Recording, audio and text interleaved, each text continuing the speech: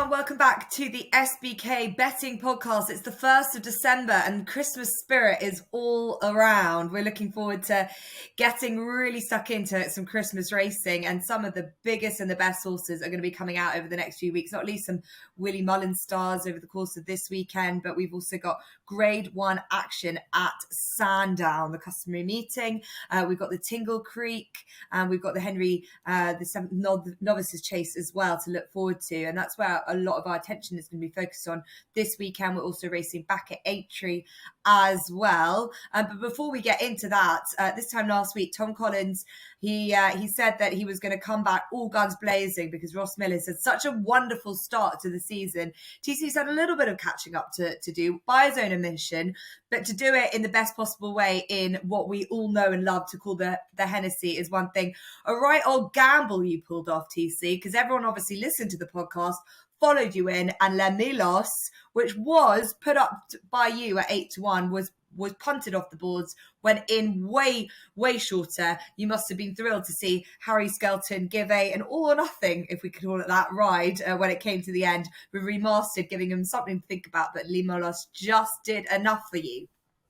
Yeah, pleased to fire back, I have to say. Ross was carrying the show for a bit. And yourself, Jess. I was hungover from the flat season, I have to admit. But no, we're back now with the Hennessy winner. Les Milos was really impressive. As you say, all or nothing from Harry Skelton. There's no other jockey I'd rather actually in a close finish than Harry. Yes, he did break the rules. But, you know, as a punter, and this is purely from a punter, I don't mind it.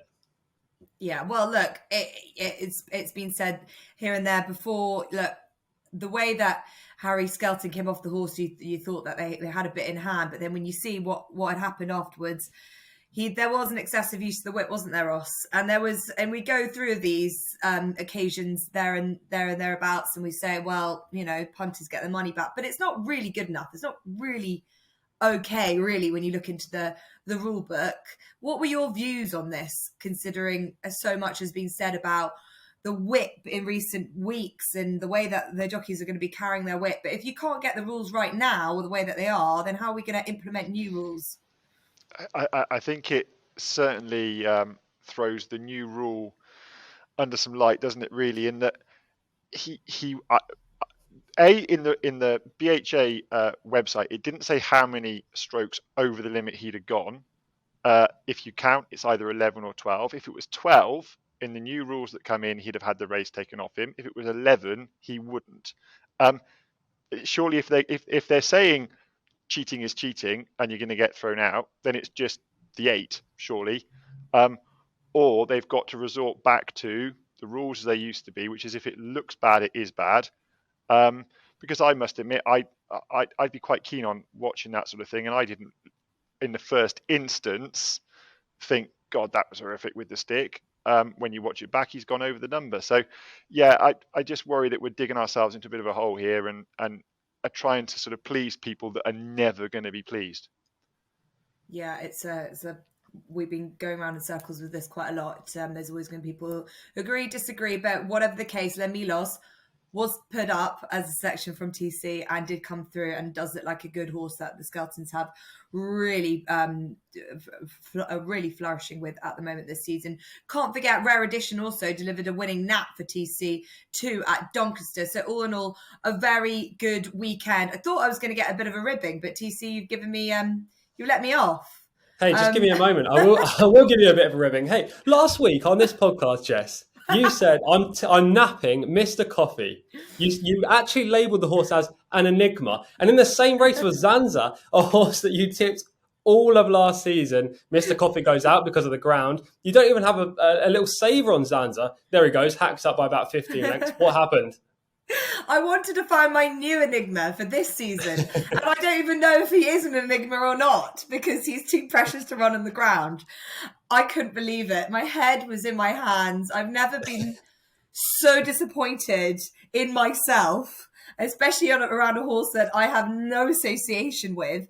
And also the look on the Philip Hobbs face when this horse came in. He was more surprised than anything. He didn't know this horse the race was a bit of a second guess.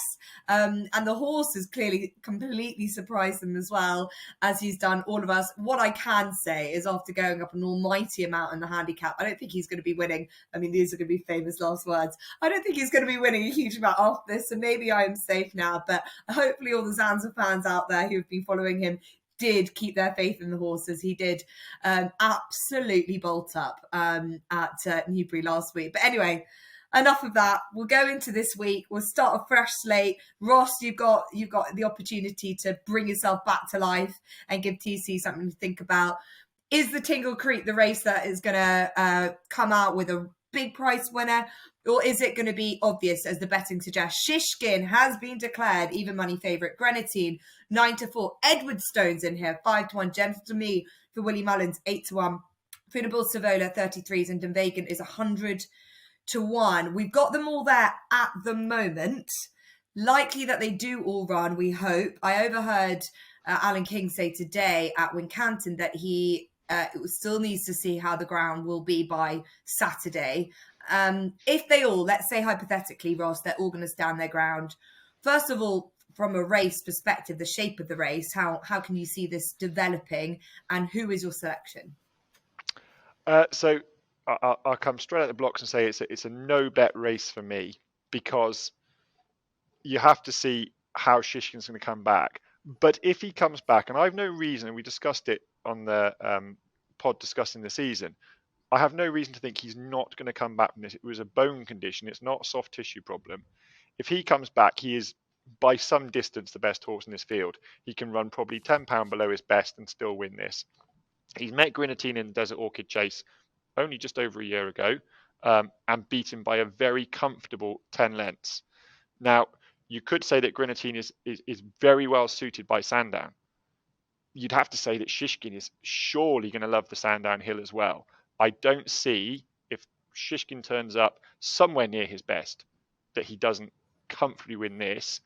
But given how he bombed out badly at Cheltenham, at the current price, I certainly don't want to be going in. I think there was value earlier in the week. Greaneteen was sort of a much bigger price than he is now, and I think he shortened up dramatically. People thought Shishkin was going to come out of the race. What it does show is that with ground descriptions, good to soft is very different on different tracks, because presumably they're talking about a lot more moisture in the ground at Sandown, having had that deluge, 3 weeks ago, it was rained off. So I think you have to sit tight. For me, it's definitely a race to watch. I wouldn't want to be back in Greaneteen to beat Shishkin, but I wouldn't want to be taking evens about the fact that Shishkin is back to his best. So for me, it's a race to watch and enjoy. I don't see anything outside of those two. Edwardstone is a great horse. I'm certain he's going to end up going up in trip, and I'm not sure the novice form from last year is all that much. I mean, Greaneteen's already kicked Warlord out the way in the Haldon Gold Cup. So yeah, I think it's between the top two in the market. It's not a race I want to have a bet in, but I'd be really, really keen to see Shishkin back to his best, because I think it adds another dimension to the 2-mile chase picture going forwards. If he doesn't come back to his best, it's looking like a bit of a solo for Energamine for the rest of the season, isn't it? Yeah, absolutely. Energamine and Shishkin obviously had that almighty battle at Ascot. Then it just didn't go according to plan, obviously, for Shishkin when they went to Cheltenham. But it sounds, all intents and purposes, that they've got through these issues with Shishkin. As you mentioned, it's a very unusual bone condition. They've worked it out relatively quickly after Cheltenham. So you think that that's March time. We're now sitting in December.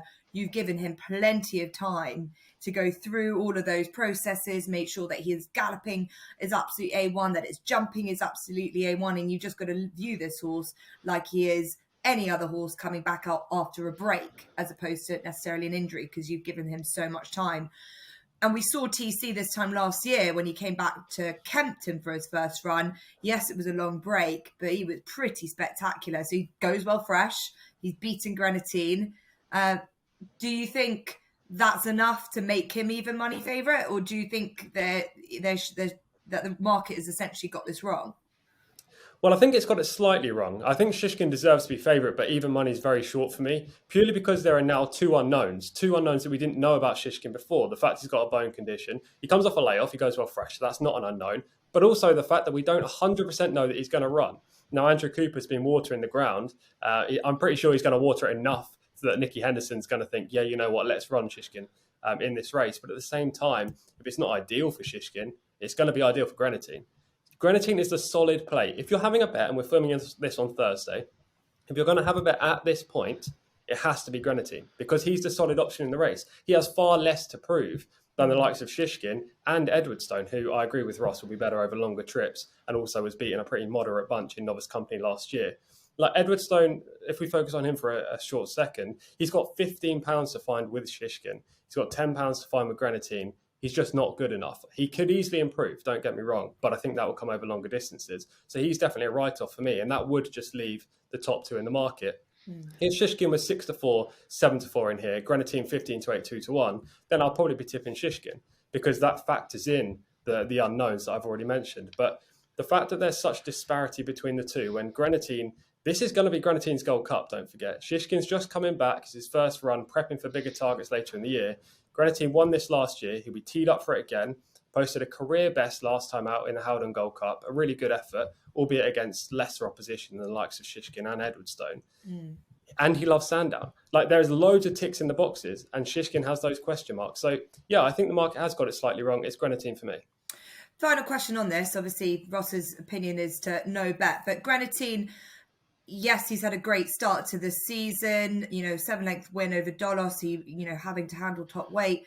Do you think he's improved? Because he'll need to improve if Shishkin is at his very best, because we've seen what an absolute fit A1 horse can do to Greaneteen. But if, as what Paul Nicholls has said, that he is a better horse now, a year older, more experience on his back, that it could be a closer fought match if they're both at their absolute peak.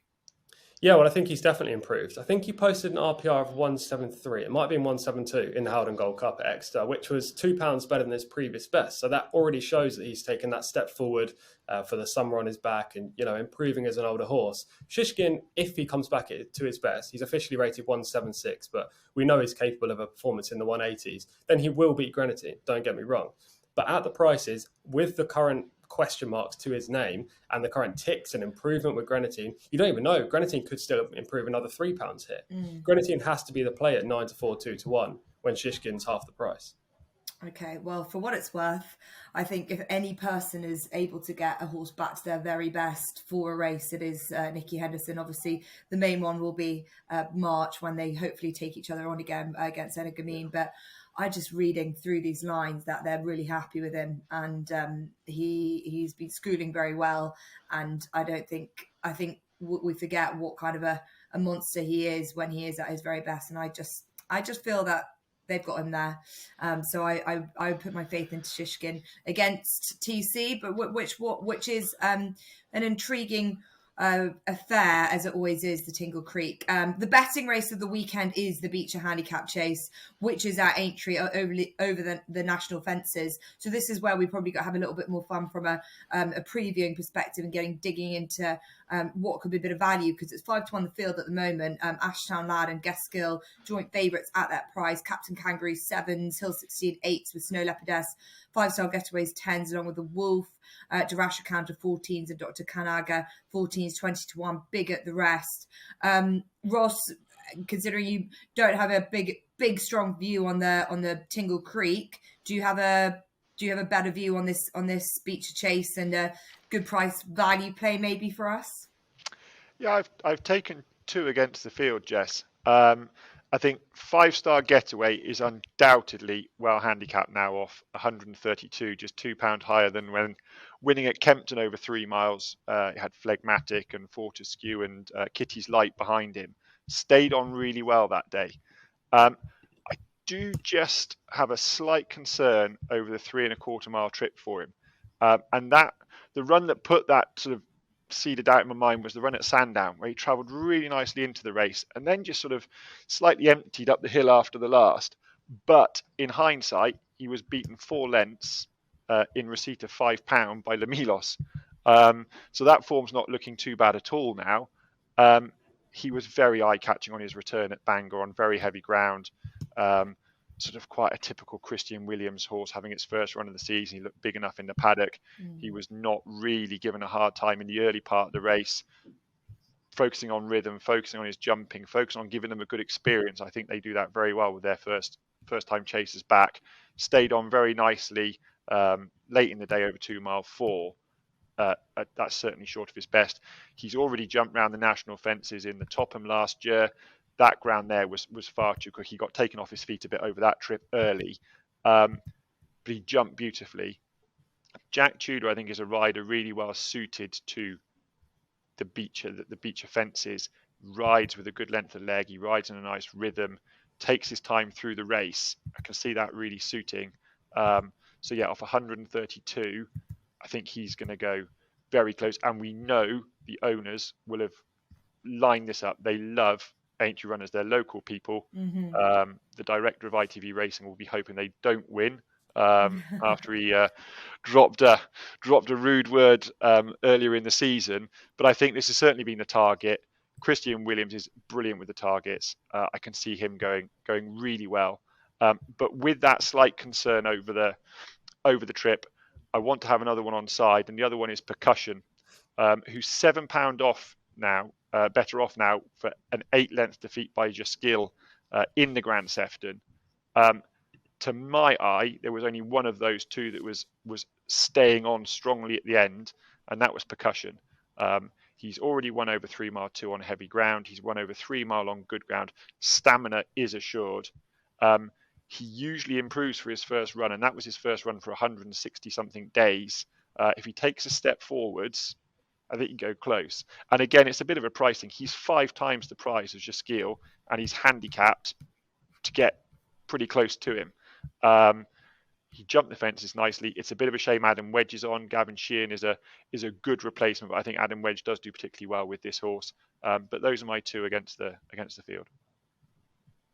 Okay, Percussion, we've got 20-1 for you, which is a pretty juicy price. And 5-star Getaway 10-1 says, you say, double the price for those in what is a big field. And it's important your points about the fences, horses that really appreciate it. We saw a wonderful performance from Snow Leopardess last year. We've seen back-to-back winners of this race time and time again as well. Walk in the Mills really loved it around here, as is Violon Rouge, who won it in 2020 and 2016. So yeah, it's a horse that can jump is really especially important.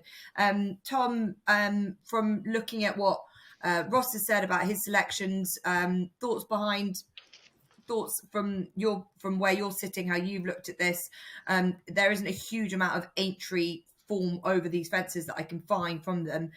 You've got plenty of them that have a kind of not entirely certain how they're going to take to them. Gaskill's an obvious one, and he's been reflecting in the betting for a team, Oliver Greenall and Josh Guerrero, who are just flying as a new partnership.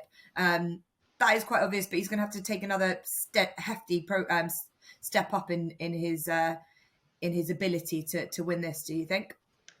Yeah, I do. I don't really like Gaskill that much at all. Now, he's an obvious selection because of that recent effort behind Al Dancer, where he looked like he was going to win for much of the race, but just couldn't get up close home. But he's been hit with a £4 rise for that. And also, I have trip concerns regarding Gaskill. I think the most obvious winner, which is also reflected in the betting, I think the market is pretty spot on here, aside from Gaskill being a little too short. The most obvious winner is probably Ashtown Lad. He's undoubtedly well handicapped off 138 based on his novice chase form and his hurdling form. He's an exceptional jumper of a fence as well, despite only being in his second season of chasing. He was the last off my shortlist, but because he was a reasonably short price favourite, or at least will be, I imagine, come the off, I had to look elsewhere.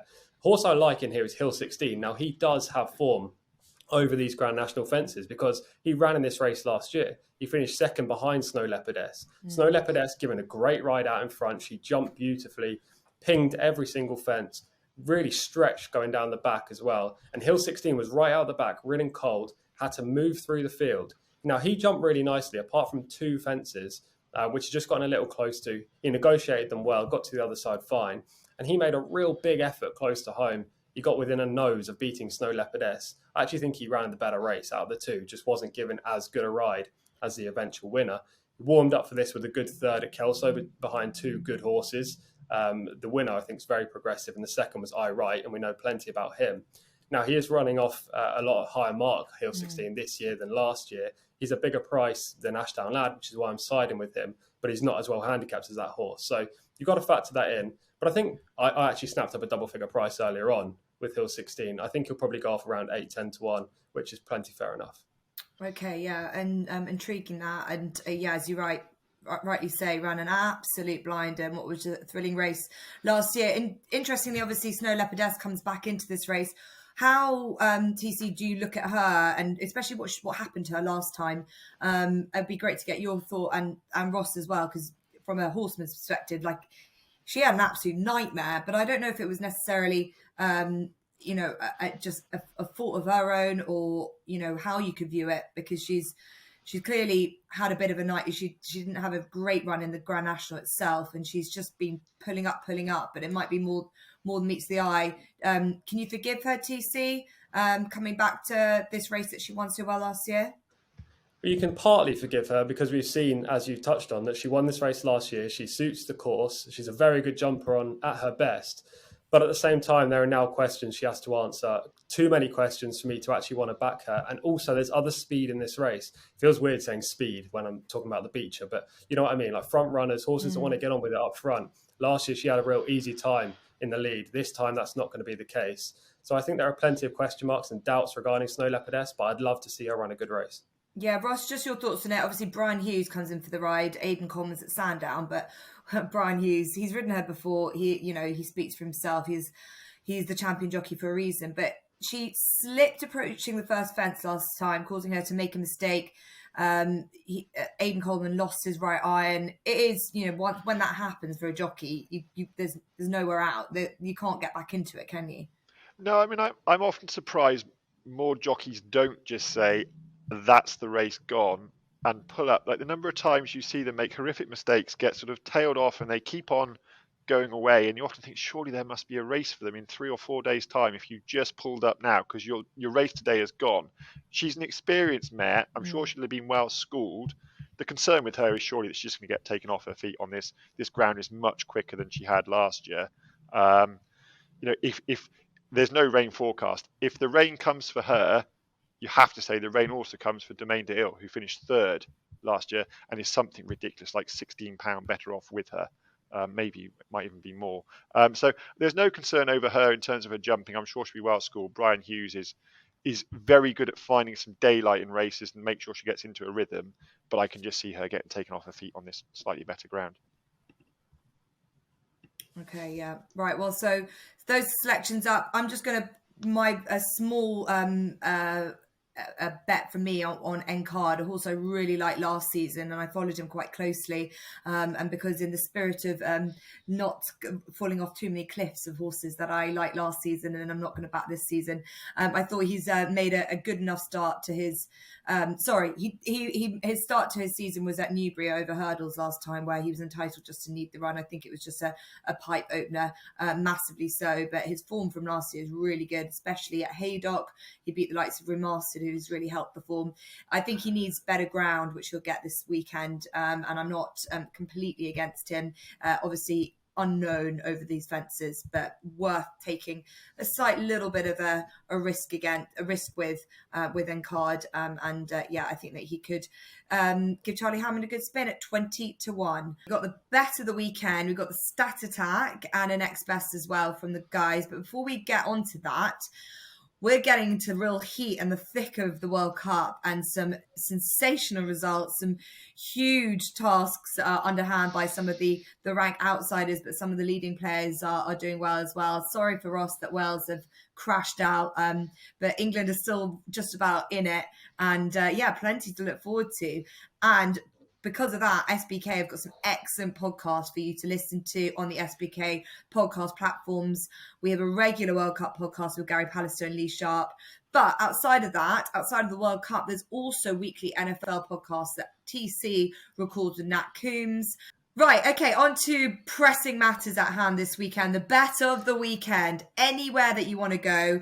Ross, you've got some catching up to do after Tom's excellent weekend last weekend. So what have you found? So for the best bet, Jess, I've gone to the 212 at Chepstow. The John Joe O'Neill partnership have Iron Bridge in the Trevor Hemmings colours. He was ultra impressive at Carlisle last time. He looked like he was coming off second best, jumped the last, just powered away up the hill to win by a 8.5 length margin, but it was getting bigger with every stride. The horse in second, Harper's Brook, has since come out and won in equally impressive style himself. He's now got a mark of 134. Iron Bridge has got a £12 rise, but steps up to 3 miles. The way he finished over 2.5 miles that day suggests this is going to be right up his street. I think 3 miles can see him defy a £12 hike. I think he's a really exciting horse. He's very lightly raced. I think he's going to take all the beating. And I think it's probably noticeable that John Joe O'Neill goes to Chepstow to ride this horse. Absolutely, considering what a big day there is outside of Chepstow. 2-1 Iron Bridge, is that all right for you as it stands? Do very nicely indeed as it stands, thank you. And while we've got you, let's get your next best as well. So next best is back at Aintree, and it's Rise on the Storm. I couldn't believe when I looked that after his Old Roan Chase win, he went up £2 the Tuesday after, and he's not been hit with a collateral rise, because the form has worked out really well.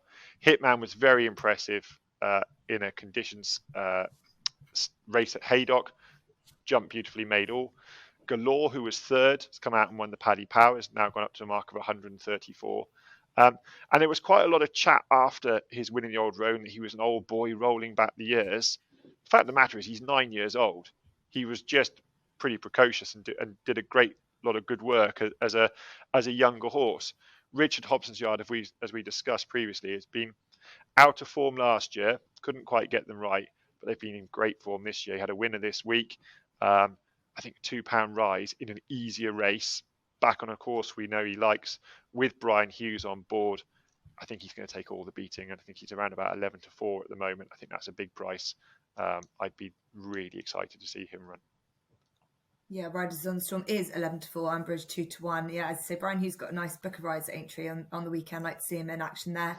And yeah, as you say, the form couldn't be working out better. And Tom, I wouldn't be surprised if you were intrigued to see how Riders on the Storm does, considering the collateral form with your selection in Milos last week. Do you agree with Ross's opinions here? I'm sure you've got a selection from as far afield as we could find, but Riders on the Storm definitely must have quite an interesting chance after last weekend. Yeah, he was really impressive in the Old Roan Chase. Richard Hobson, as Ross has just touched on there, is flying since Javier won yesterday. He's just banging in winners left, right and centre. So for sure, he's definitely a horse that I might bet on Saturday, especially now Ross has put him up. Yeah, okay. Well, have you got for us? Have you got something at Aintree to add to all the selections that we've got to look forward to? Yeah, sticking to Aintree for both the Nap and Next Best, which is probably surprising for me, given there's Wolverhampton on in the evening. But, we'll stick with the jumps action. Confident about both of these as well. Equally confident, I'd say, about both. So putting them as a Nap and then a Next Best was pretty tricky. I think they're both joint naps. Firstly, which is the official nap, is Broadway Boy in the 12:20 at Aintree. Now, there are a couple of Irish trainees in this race. It's a 3-mile novice handicap hurdle. There's also a horse trained by Sam England called Fenland Tiger, who seeks a 4-timer and will probably take some money. But that should mean that Broadway Boy doesn't go off as short as he should. He's only had 2 runs. First time up was in a market raisin novice hurdle, There were 4 horses in the field. In the morning, he was 13-2, outsider of 4. He was sent off Evans' favourite. The yard absolutely punted him in. They thought they were going to make a winning debut. Unfortunately, it didn't pan out because Broadway Boy jumped horrifically from the outset. The first hurdle was extremely slow, lost about 3 lengths. He kind of warmed up a little going through the race, but he wasn't fluent throughout. Still only got beat 3/4 of a length by a horse who's rated 115. Last time out at Lingfield, jumped a lot better, finished second again, but this time behind Authorised Speed, who runs at Sandown on Saturday, and it's probably a 140 horse. Broadway Boy now runs in a handicap for the first time, off a mark of 112, looks extremely well treated. He's going to make up into a lovely horse, and the step up and trip to 3 miles is key to his chance.